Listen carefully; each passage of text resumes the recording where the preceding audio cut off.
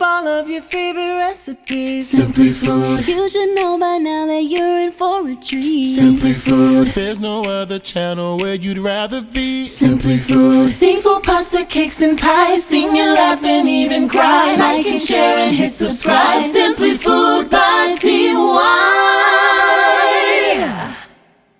Alright, I'm back. Okay, so let me show you guys what I made myself for Valentine's Day. I made me some Brussels sprouts cooked in bacon fat. I made me some roasted potatoes cooked in rendered duck fat and some lobster tails. Honey, this entire meal was everything. Let me show you how I did it. All right, y'all, so let's go over these ingredients. So I have some lobster tails here. Of course, we're going to be working with my very own homemade bacon because we're going to use that to cook our Brussels sprouts. You're going to need some Parmigiano Reggiano, some rendered duck fat, parsley, Sazón Tropical, the buttery steakhouse blend from Kinder's. I'm going to be trying out the Norse chicken bouillon, but this is no salt. So I'm really interested to see if it still has a lot of the flavor, but without all the saltiness. If so, that could be a game changer. We have some garlic and herb butter. I have some potatoes, and then of course the Brussels sprouts, and you're going to need a little bit of oil. You see that? You see that? You see that? Don't ask me for an ingredient list. Come on, Chad.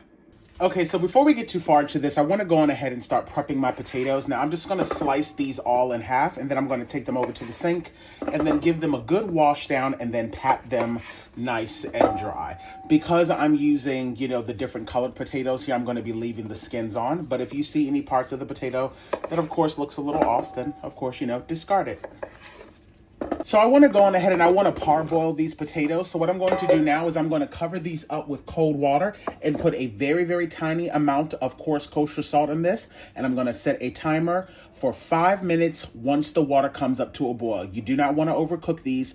This is just going to help kind of release a little bit of the starchiness in them because we're going to mix them around and we're going to finish them off in the oven with the duck fat and some spices. So for now, fill it up with cold water. Once it comes up to a boil, set yourself the timer and then go on ahead and drain them off. Okay, now go on ahead and work on prepping our Brussels sprouts. So essentially all I do is I chop off the ends, I chop them down in the middle, and then I also like to remove the core part of this. So I literally just chop off one corner there, one corner here, and then this is what I'm left with, and that's what I want to keep. So I'm going to do that to all of my Brussels sprouts. If I see any funky looking leaves, of course, I'll discard that along the way. And as always, you guys know that I love to clean all of my veggies, my potatoes, everything with this veggie and fruit cleaner spray. You guys were asking me, where can you find this? I have this listed in my Amazon storefront, so if any of you guys want it, just click it and it'll be there. Next up, we're going to prep our bacon. Like I said, this is my homemade bacon. Now, I'm only going to use probably about 3 slices, to be quite frank, because I'm making a very, very small batch, so I don't really want it to be too bacon heavy. So I'm only going to use 3 slices of this. Look at that. Absolutely stunning. And the rest of it I'll use for, breakfast in the morning. I'm going to give this a nice rough chop. And for those that are going to ask, TY, I don't eat pork. Do I have to put it in? No, of course you don't. You do not have to add the bacon. It's just an addition that I like to add to mine when I fry mine. And sometimes I don't even always add the bacon back in the final dish. Sometimes I'll just use the rendered bacon fat to cook the Brussels sprouts and not necessarily add in all of the actual cooked bacon. So, it's really up to you and what you would like to do. But you want to cut it down nice and small in nice small bite-sized pieces. Now, as you guys can see, this recipe doesn't really take a lot. It's really just a lot of prep work. But beyond that, this is going to be a super, super delicious dinner that is super quick to put together. I'm adding in this entire stick of garlic and herb butter that's at room temperature. Give this a nice little mash down just to make it easier for us to kind of mix in the spices that we're going to be adding to this. And as you can see, it's not completely melted, but it's at room temperature enough that I'll be able to kind of spread this onto the lobsters themselves. And for the spices for this, all I'm doing is I'm going in with, I would say, about a teaspoon worth of sazon. That's more than enough, right about there. Some additional parsley. I would say about a half a tablespoon. And that was real cute of me to leave out Old Bay, but we all know that that was never going to happen. I'm going to add in, I would say, about a teaspoon of Old Bay. A little bit will go a long way, so that's really all you need. So now go on ahead and just mix all of this together. And essentially all you've done is just added stuff to this already delicious butter.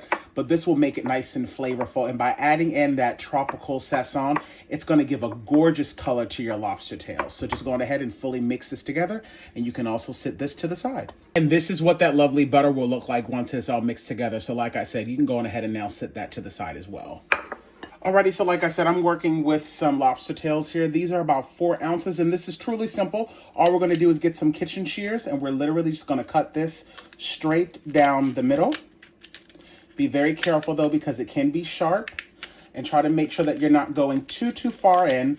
And it's okay if you see a couple of little shell shards, because we're gonna give this a good rinsing anyway. After you cut it down, gently and very carefully go in, crack one side, crack the other side, like so. And then the meat itself should be able to detach. And then literally just pull right on out, just like so. And we're gonna keep it attached to the shell, of course, but this is what you want. You want it to come out just like that. So that way we can take it over to the sink, give it a good rinse down, make sure that it's nice and clean, so that when we place it in the oven, it will sit on top of the shell just like this. So I'm gonna go on ahead and finish prepping all of these, take them over to the sink, give them a rinse down, and then we can coat these in that beautiful compound butter that we just made. So now that I got my lobsters nice and clean, as you can see, I'm now just going in with a little tiny spoon, and I'm just making sure that I have a nice bit of the compound butter laying right across the top of my lobster tail. And you're gonna notice a little bit of a yellow tint. That yellow color is coming from the sazon, which is fantastic. That's what you want. That's gonna make sure that your lobster tails look absolutely divine once they are fully cooked. And you don't have to worry yourself too much about, trying to put too much on right now. You can always add some more later on down the line. And I don't mind that, this spoon is going back in and double touching the lobster, because this butter is only going to be used for this particular recipe. I have my oven currently preheated to 395 degrees. I'm now going to transfer these over to a baking dish, because I'm going to be baking these in the oven. I'm going to go in with just a little more parsley right across the top now that I've transferred these over to the actual baking dish, just like so. Absolutely beautiful. And now I'm gonna pop these in the oven, and I will let you guys know exactly how long it took for these to bake once they're all done. Okay, my potatoes are just about fork tender, so I've gone on ahead and drained those off. And this is where all the fun comes in. I'm now gonna go in and I'm gonna pour in, I would say, about 2 tablespoons of some duck fat. I'm gonna go in with a half a tablespoon of the buttery steakhouse from Kinder's, some additional parsley, a pinch of black pepper, and I'm going to do a half a teaspoon of the zero salt chicken Knorr powder. Give all of this a good mix. Make sure that everything is fully coated. Transfer your potatoes over to a baking dish. Get all of that goodness out of that bowl. And because I want to make sure that they get nice and crispy, I'm actually going to make sure that the open face side is actually facing flat down. So I'm just going to flip them all so that they're all facing flat down. Ooh, these potatoes are about to be absolutely divine. And now we can go on ahead and pop these in the oven for about 15 to 20 minutes, or until they are to the crispiness of your liking. To my cast iron skillet, we can go on ahead and add in our bacon, and we're going to fully cook this off and allow all of that fat to get rendered down into the pan. All right, you guys, the bacon is looking absolutely fantastic. It's fully rendered, so I'm going to go on ahead and remove this and sit this to the side, and now turn the heat down to low. We're now going to go on ahead and add in the Brussels sprouts. Make sure you put them in away from you, just in case there's any retention water in it. You don't want it to pop you. We will not be adding in any salt, of course, because we have the bacon. So just add in some black pepper. I'm going to add in just a few dashes of Worcestershire sauce. Now that everything's kind of calmed down a bit because of the water, you can go on ahead and turn it back up to about a medium high and allow these to cook. Now, the temperature, well, not the temperature, but the time for this really depends on what you like. Some people like theirs super soft. Some people like a little bit of crunch to it. But no matter what, this process should take no more than 10 minutes in total. Those delicious bacon bits look absolutely fabulous.